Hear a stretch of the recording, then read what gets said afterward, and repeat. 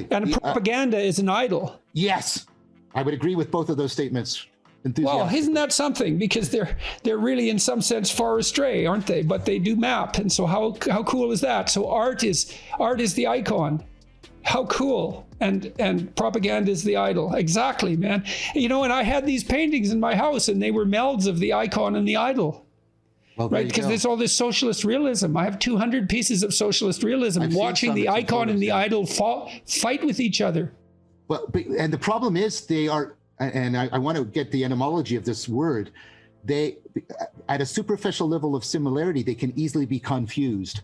They can easily be confused. Okay. So, yes. Well, and I would say they will inevitably confused in the absence of God.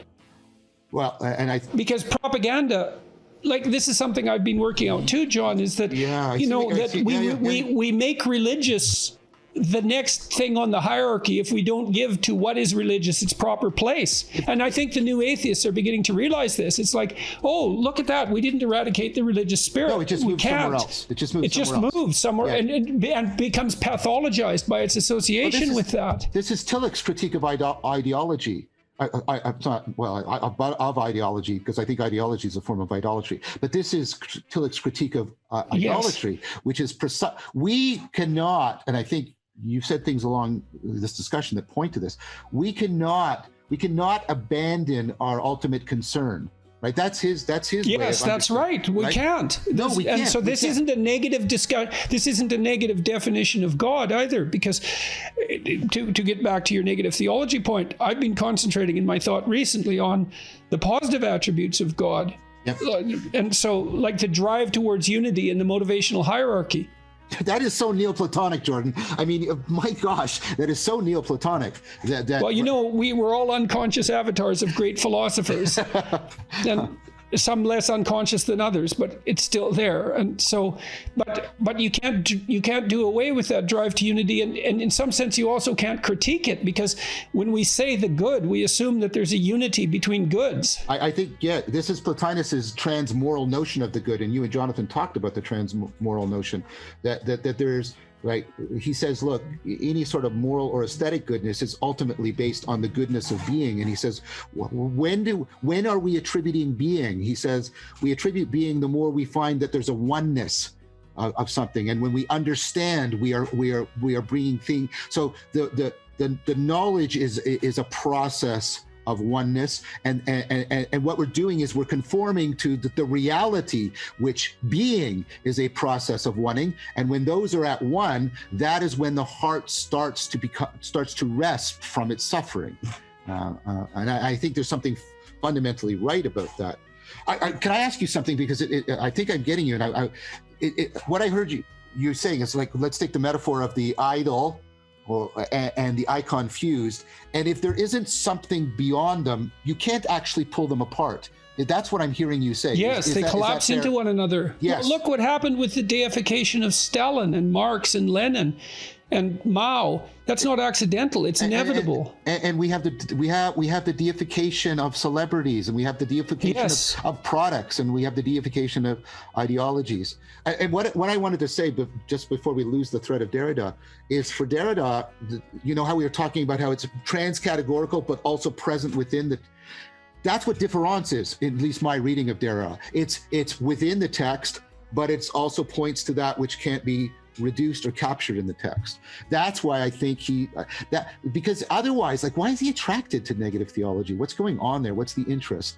And so you'll have to delve into the difference idea a bit more and flesh it out for me. I know it's key to Derrida's thought, but it's a long time since I've thought about it. And so what's the current let's say cultural understanding of difference, and what's your understanding of it? Well, okay, I don't know if those two are identical. That would be. No, I don't think they are. That's why I wanted you to talk about both of them. I think Derrida and Foucault are often invoked and very, very rarely read. I think so. When you're asking me about the cultural, I think that is by and large the case. I think there's an invocation of ideas or themes from them, but that the hard work of wrestling with their arguments is often not done.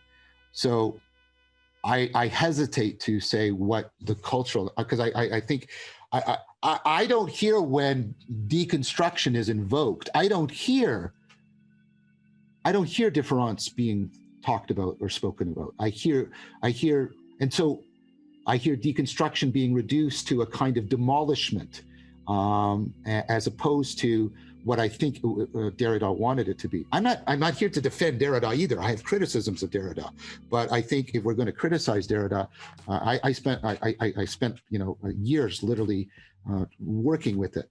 This is my understanding of difference, to answer your question. So the idea of difference is, and it has to go it's basically like John Searle's argument that semantics is not reducible to syntax and pragmatics is not reducible to semantics. It's that whenever I'm saying anything, the way you understand it is how it differs from other things, contrast, class. So when, you know this from psychology, well, maybe it's been a while, but when you ask people, what are some things that are flammable? Well, they'll say wood because it contrasts with metal and stone. They won't say people, right? Even though people are flammable, because it doesn't belong to the contrast set, right? That's just sort of standard. So we understand something in terms of its contrast, something it differs from, but we also defer. What we do is we go to the other thing and we get some information that isn't in, and we bring it back to often insightfully reinterpret.